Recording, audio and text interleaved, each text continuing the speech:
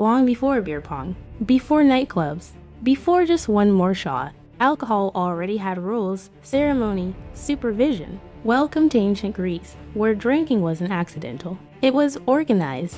They called it the symposium, which sounds classy until you realize it was basically a sanctioned drinking party with philosophers. Your average symposium started politely. Dinner first, conversation, poetry, music. Then the wine came out. But here's the thing, Greeks didn't drink wine like we do. Pure wine was considered barbaric, savage, something only people with no self-control would do. So they diluted it with water. Sometimes 3 parts water to 1 part wine. Sometimes stronger, depending on how chaotic the night was supposed to get. And someone was always in charge, the symposiarch. Yes, ancient Greece invented the drink manager. One person decided how strong the wine would be, how fast people drank, and when the party stopped being civilized and started being dangerous.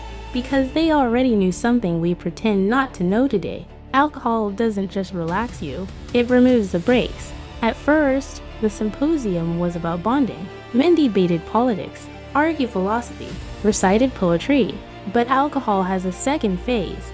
That's when voices got louder, jokes got meaner, confidence outpaced intelligence. The Greeks even had a god for this transition, Dionysus. Dionysus wasn't just the god of wine. He was the god of loss of control, madness, ecstasy. In other words, the moment alcohol stops being social and starts being psychological.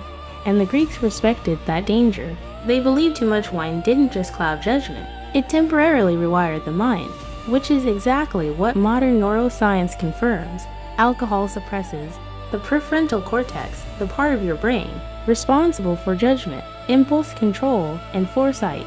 So when people say, "I wouldn't normally do this, but I was drunk," that's not an excuse. That's a diagnosis. At the symposium, this played out every time. The more people drank, the less they filtered. Insults became honesty. Aggression felt justified. Poor decisions felt brilliant.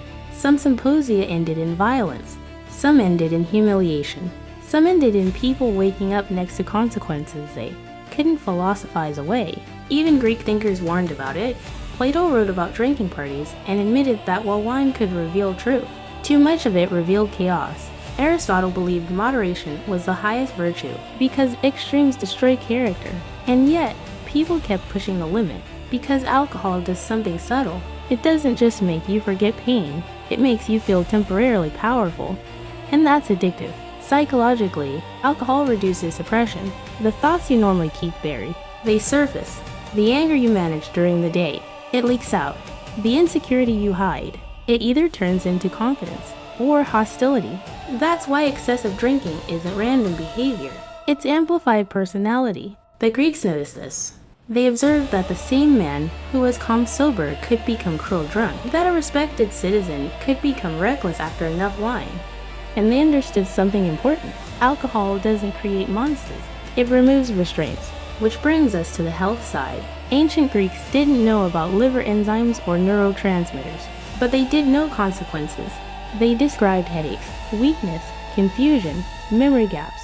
They noticed frequent drinkers aged faster, recovered slower, thought less clearly. Today we know why. Chronic alcohol use disrupts sleep cycles, damages the liver, shrinks brain volume over time, worsens anxiety and depression, even though people drink to escape them. So when someone says alcohol helps them cope, it's usually helping them avoid it, temporarily while worsening the problem long term. And here's the most uncomfortable part. The symposium wasn't designed for excess. It was designed to control excess. Rules, dilution, a leader. But people kept breaking the balance. Sound familiar? Modern drinking culture removed the symposiarch, removed the dilution, removed the stopping point. What remains is the same psychology, without the brakes. Ancient Greece treated alcohol like fire, useful, powerful, but dangerous when left unchecked. We treat it like water, and the result is the same pattern repeating itself, just louder, faster, and more damaging. So no, excessive alcoholism isn't a modern problem. It's a human one. The Greeks saw it, warned about it, wrote about it, and then drank anyway, because knowing the danger doesn't automatically stop desire. That's the real lesson of the symposium. Alcohol didn't ruin ancient Greece. but it exposed how fragile self-control really is. And if a civilization that built democracy, philosophy, and science couldn't drink without limits, what makes us think we're different? Not anti-alcohol, not moral panic, just history, repeating itself with better branding. If you love content where history spills secrets, psychology connects the dots, health brings the receipts, you already know what to do. Subscribe, share, and join me for the next chapter.